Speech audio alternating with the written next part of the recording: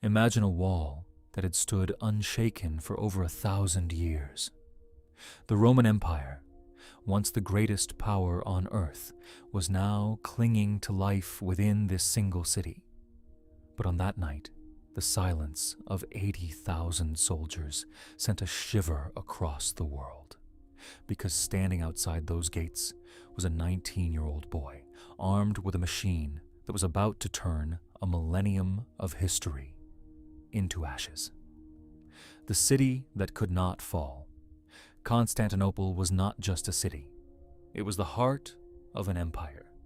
Founded by Emperor Constantine in 330 AD, it had served as the capital of the Eastern Roman Empire for over 1,100 years. While the Western Roman Empire collapsed in 476 AD, Constantinople survived. Its strategic position between Europe and Asia made it one of the richest cities in the world. Massive trade routes passed through its ports. Its markets were filled with silk, spices, gold, and precious goods from across the world. But its greatest defense was not wealth. It was the Theodosian walls.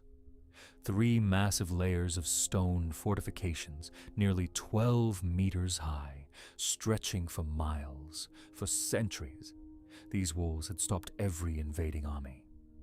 Until one young ruler decided to change history. The rise of a young sultan.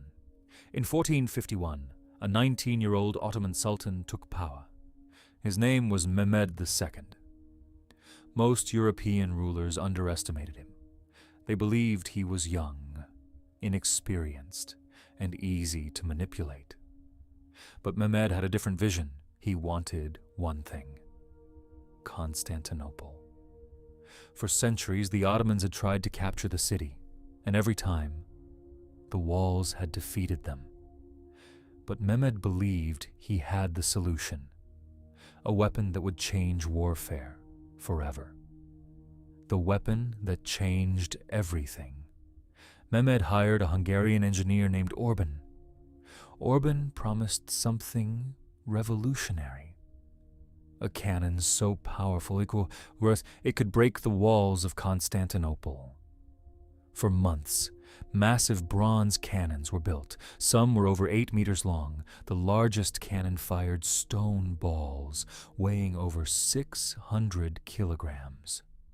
Transporting them was a nightmare. Hundreds of oxen and soldiers dragged the cannons across miles of land. But when they arrived outside Constantinople, the defenders inside the city realized something terrifying.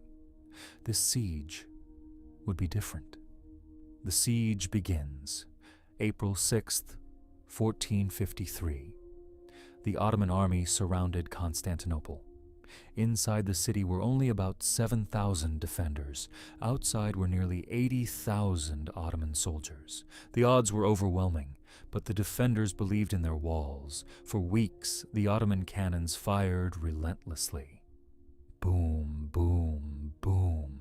Stone balls smashed into the ancient walls, but Constantinople refused to fall easily.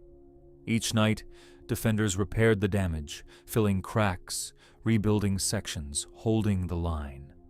For 53 days, the city resisted. The naval problem. The Ottomans faced another obstacle. Constantinople's harbor, the Golden Horn, was protected by a massive iron chain. This chain prevented enemy ships from entering. Without naval control, the Ottomans could not fully surround the city. So Mehmed made a shocking decision. He would move his fleet overland in one of the most daring military maneuvers in history. Ottoman ships were dragged across wooden tracks over hills. More than 70 ships were moved this way. When the defenders woke up the next morning, Ottoman ships were suddenly inside the harbor.